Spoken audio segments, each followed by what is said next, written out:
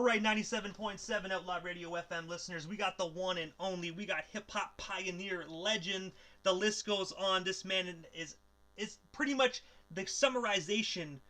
Actually, he is officially the one and only, the innovator of gangster rap. We got Schoolie D live on the line. How are you doing this evening? I'm alright. But it's not evening, it's nighttime. But I gotta say, first and foremost, Schoolie, I know you're a very busy guy, so I'm just gonna dive right into this interview. But I gotta ask you, man, like, going back to the very beginning, like, what actually sparked the legendary career of Schoolie D? I came to Earth, and I knew this is what I was going to do, and I just did it. You know? That's just pretty simple than that. I'm not one of these cats who woke up and found that, like Plymouth Rock landed on them, like hip-hop didn't land on me, I landed on hip-hop. So I knew I was going to do this. I was painting, I had a family band when I was 7 years old, so I was raised to be this way. I was raised to go into music business, and I was raised to be an artist. So it didn't shock me. I was just waiting for kind of I was waiting for the medium to come along. And also, as we already know, you're also known as the originator of gangster rap. But I have to ask you, how does it feel to know that you pioneered like so many legendary individuals? Like, if it wasn't for you, there wouldn't be any NWA, there wouldn't be any Ice-T's. Like, how does that make you feel that you actually sparked an entire generation? I mean, I couldn't really answer that in public because it would make me seem like a narcissist. You know what I'm saying? So I keep that thought to myself. But it does feel good seeing that hardcore rap is the number one rap that sells. Like gangster rap is number one rap selling, because I'm going to say this, like back in the early 80s, it didn't get played on the radio, they didn't make videos. People said it would never last. Out of all the sub-genres of hip-hop, that was the least with the most respect. People just called it cuss records and triple X records, and they played it, which I didn't mind. I didn't mind getting played late at night from 10 to midnight on the radio. I didn't mind it. I didn't care. But it's just like, it just seems, it's really funny because that was, first, rap in itself was laughed at, but then hardcore rap and gangster rap, people didn't think it would last, but it's here, and it's the number one selling music all over the world, besides country. And I gotta ask you as well, like, obviously, because you were signed to one of the biggest record labels called Roughhouse Records. Like, how did they actually discover you back in the day? Because, like you said, you were playing on the radio late. They did discover me. Roughhouse Records I was never Roughhouse Records. I was Schoolie D Records. It wasn't Roughhouse Records. They didn't discover me. I had my own record label, Schoolie D Records. So there was no discovering of Schoolie D from any record label. Record label of Roughhouse Records was owned by a partner of mine, Chris Schwartz. Me and Chris Schwartz. I hired Chris Schwartz to manage Schoolie D Records, and then when I signed with RCA Job Records, we couldn't keep the name Schoolie D Records, so him and his friend Joe wanted to keep Schoolie D Records going, but they couldn't keep the name, so they changed it to Roughhouse Records. Okay, I actually did not know that. So that's actually that's a key piece of hip hop history right there as well. Yeah, the only one who discovered me, the Angels, they discovered me. And also, at age 22, you recorded my personal favorite song by you, Gangster Boogie. I was wondering, can you tell our listeners a bit more about that song? And, of course, what's the story behind it? Well, the story behind Gangster Boogie was a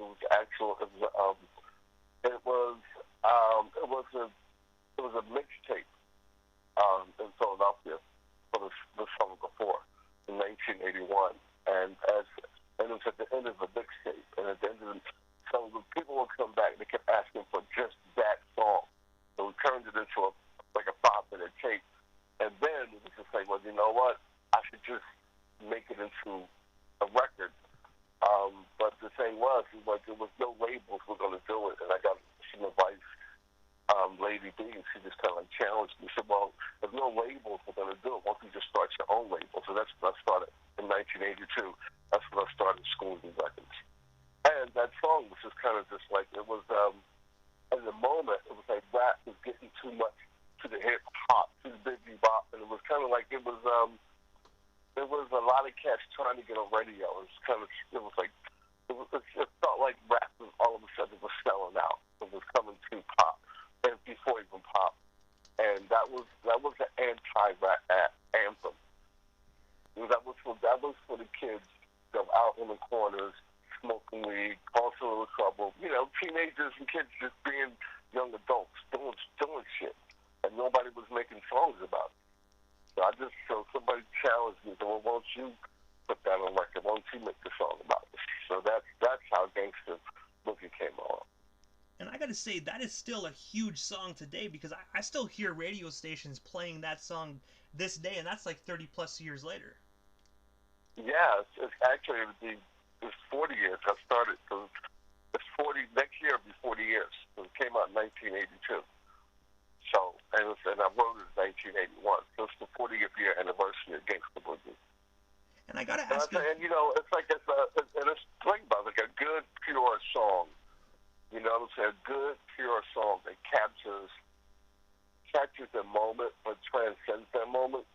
You know, it's like it's like old James Brown songs, old Elvis songs, John Coltrane, and Miles Davis. Some of those songs that they did early on in their career will play forever. So that's how that goes. and also as well, I actually read and actually heard Ice-T say this in previous interviews and media appearances that you were actually his mentor. I was wondering if you could tell our listeners the story behind that, and of course, how did yourself and Ice-T initially get connected? Well, we got connected because PSK sold a lot in New York and LA, and a lot of cats got inspired by it. And I think I talked to Eazy-E first, which he was sending records out, but Ice-T was the first one to make a big record, and I was on tour like for maybe 6 months with Two Lot Crew, and Ice-T and his manager was calling, trying to get my approval before they put it out. They wanted to say, well, this is the West Coast PSK. And so he bugged my mother, actually. When I came off the tour in the Two Lot Crew, my mother sat down and said, look, this guy Ice-T and his manager George been calling here for a couple of months, and I promised them that I would make you call. So he sat down, my mother called Ice-T and George, and we talked. And he played, said, look, man, I'm going to play this record for you over the phone. And it was just like, it was instant. It was like, all I heard was that, that's all I needed to hear was that first drum beat, and it was done. It was done. It was just like, yo, dude, that was fucking awesome. But I was on my way, finish the tour in the UK. And he said, you know what, when you get back from the UK, I'm going to hook up a tour for you on the West Coast. And that's what he said. That's when we became cool. That's when we became friends. And I gotta ask as well, what was it like just going on tour with Ice-T? Because back in the day, you know what I mean, he didn't have that Law and Order persona. Me and Ice-T never toured. He said we did. He said the tour for me.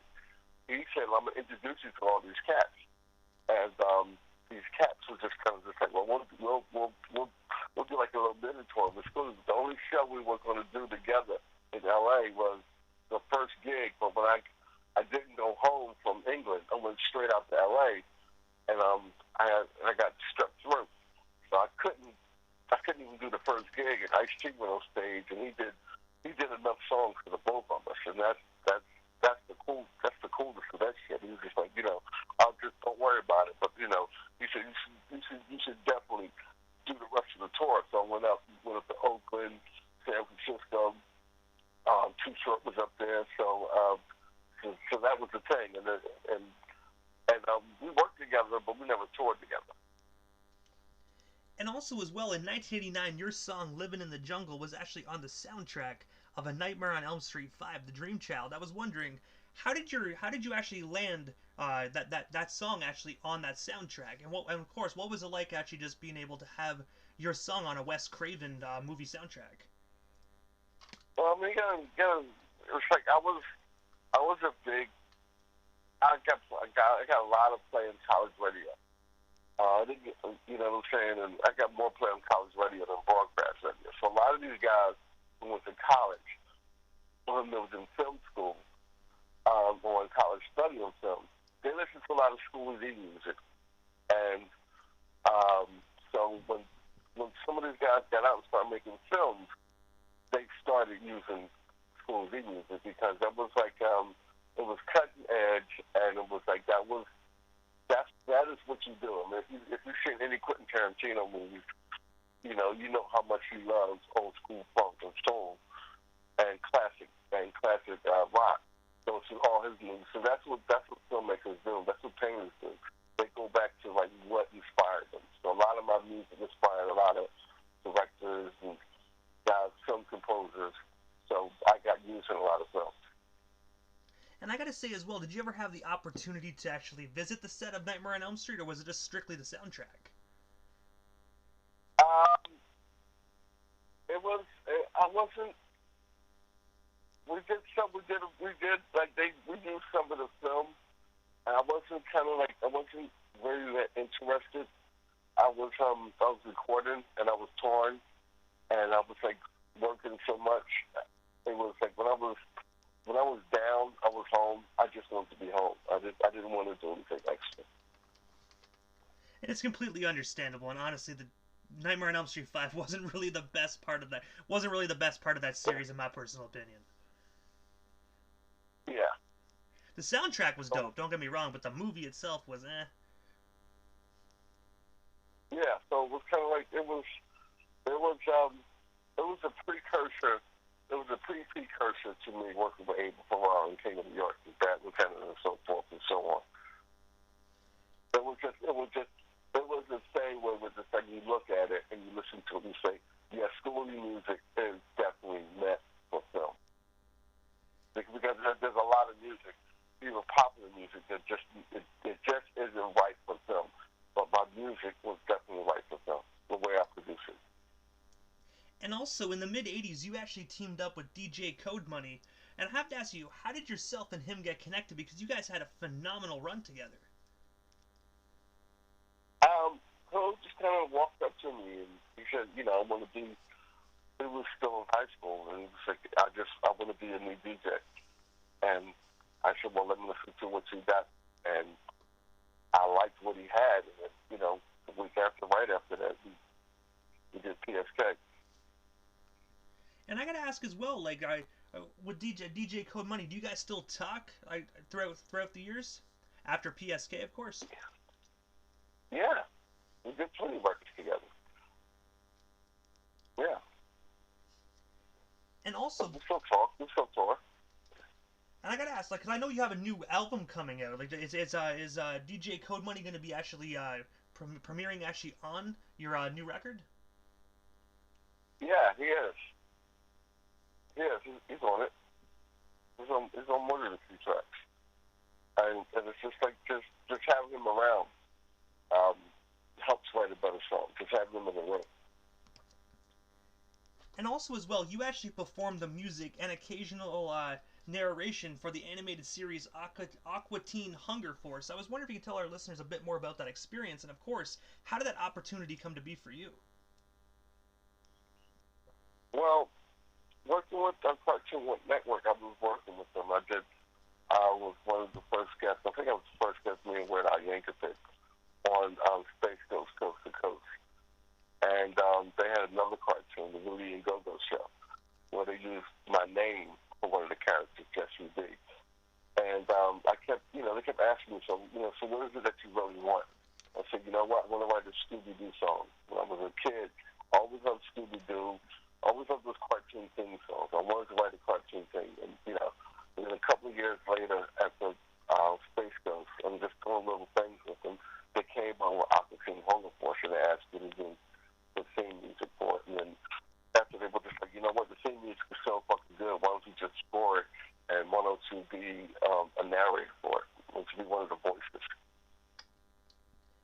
And I gotta say as well, I actually grew up watching that show, man. And I gotta say, you were absolutely hilarious as a narrator on that show. I gotta say, I really wish it would have lasted longer than what it did, man, because that show had so much amazing potential. Well, it was 14 years. It lasted 14 seasons. I think that was. I think we squeezed everything out of that show that we could have. I think we squeezed it. I mean, we changed the theme song 3 times. We changed the location a couple of times. So I think I know we did a movie. So I think it went long. It went as long as I think it should, without becoming corny. Like I watch it. I still watch reruns. I still watch the DVDs, and I'm so glad we didn't get into the, as they say, jumping the shark like Fonzie did on Happy Days. We didn't jump the shark. We kept it fresh. And I'm gonna be honest with you, I actually did not know it ran 14 seasons. I think I watched about up to 6, and then we actually lost the channel down here in Canada. So I really didn't think it ran 14 seasons. So I think 14 seasons most definitely is much more substantial than 6. Yeah, yeah, yeah, yeah, yeah. I mean, you think that even 60, if it was 60, 6 seasons would have been awesome. But yeah, it was 14. It was 14 seasons. And also as well, your album Funkin' Pussy actually features an appearance by Public Enemy's Chuck D. I was wondering, how did yourself and Chuck get connected? And of course, what was it like working on that project with him? Well, it was a song. Me and Chuck were like brothers, and and he gave me the idea. So, but if there's any songs that I would love to, 2 songs he would love to redo, it was PSK Due to Time. And I said, well, you know what?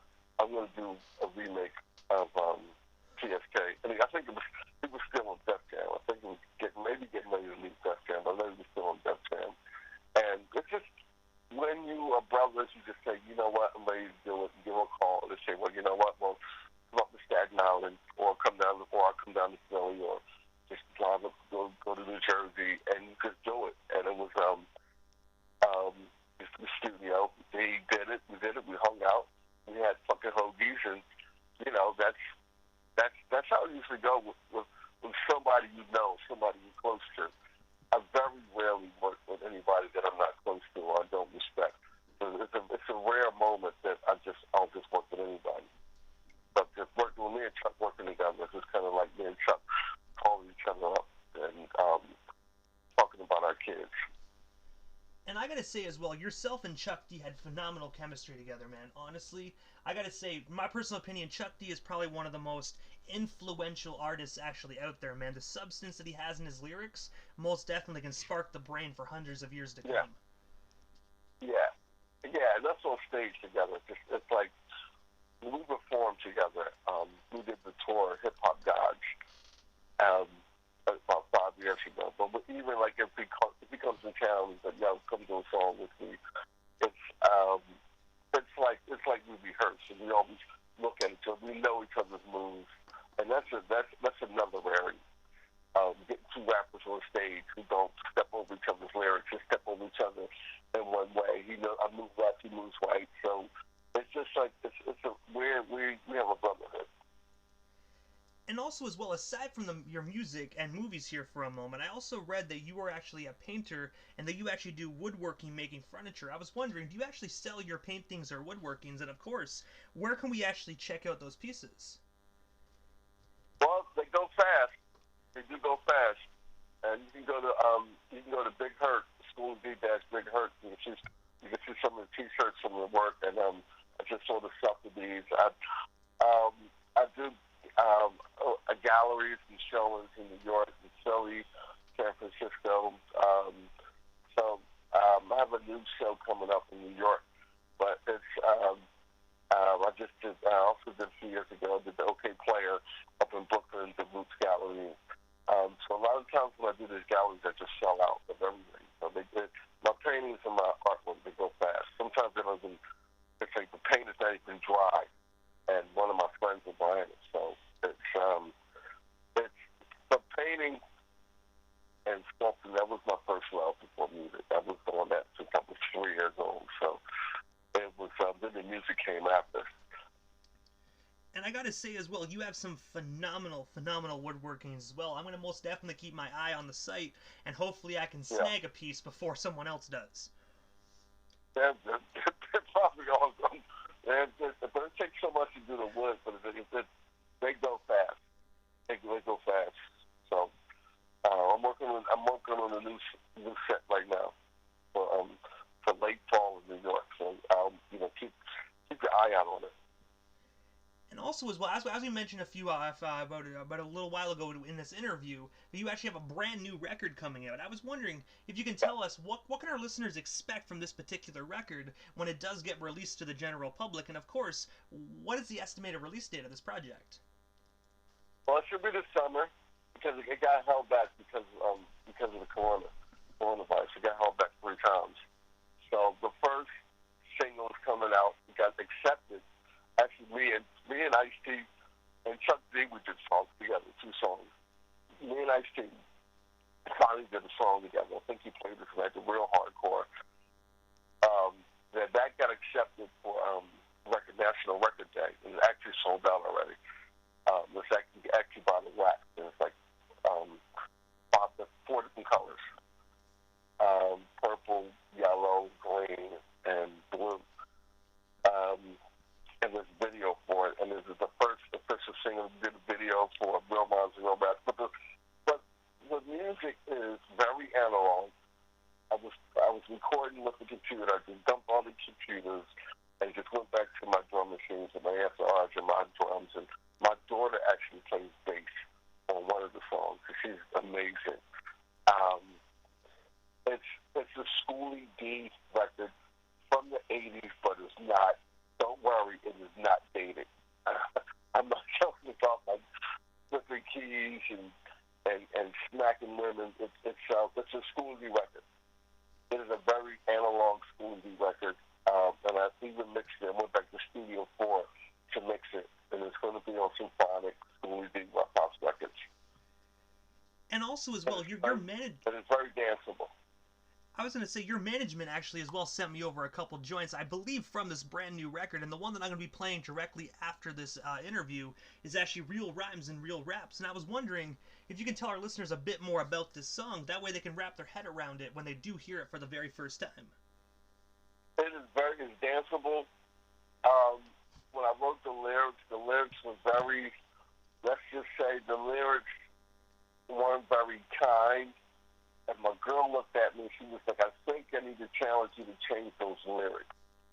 So I changed them, and it became a really beautiful song about real rhymes and real raps, and let's get rid of all the suckers, and you can dance to the shit. And also, I gotta ask you, Schoolie, other than your woodworkings that you're bringing out this fall and also your brand new record this summer, what is next for Schoolie D? Is there anything I happen to miss during this interview? Anything else you still want to talk about or promote? Well, I'm putting together a TikTok, Instagram, YouTube show. It's going to be called Sunday School, and I'm going to break down all the 8 songs on the new album, and they're going to be like 3 minutes long. We'll talk about how I created them. I filmed how I created them in stories, and it's going to have segments. It's going to be half cartoon because I'm doing cartoon, and one of my characters is Shock the Spider. So it's going to be fun. It's going to be information, and it's going to be about Schoolie D. It's going to be about 2-3 minutes long, and every week I'll take like 1 or 2 questions, and the following week I'll answer. So it's going to be called Sunday School. So obviously come out on Sunday, and it's going to be part animated and part live. And I gotta say as well, it actually sounds like a phenomenal show. I'm actually gonna tune in for the debut broadcast. It sounds phenomenal. Yeah. We're filming and doing everything right now. So we're gonna be doing that for the summer. And also, Schoolie, right before I wrap things up, this is a chance that I give the individual that slides into the radio station airwaves just a chance to drop them social media handles. That way our listeners can follow you and stay updated everything Schoolie D if they're not already doing so. Well, I think it's Schoolie D on Instagram, Schoolie D on Facebook. Jesse Schoolie D Weaver, my personal image, on Facebook, and there's Mr. Schoolie D on Instagram. And I gotta And say, I have the Schoolie channel on YouTube. And I gotta say, first and foremost, Schoolie, thank you so much for years of amazing music, man. You most definitely made some instant classics that are gonna be heard for hundreds of years from now. I just want to say thank you for giving us a little bit of your time, and most of all, years of amazing music. And I'm looking forward to years of amazing more music as well. Thanks, my brother. Hey, man, you are most certainly welcome. But Schoolie, hopefully down the line we can make this happen again sometime soon. But for now, thank you so much, and most definitely have yourself a wonderful night. All right, keep it funky, yo. Hey, most definitely. I'll try. Thank you so much, Schoolie. All right.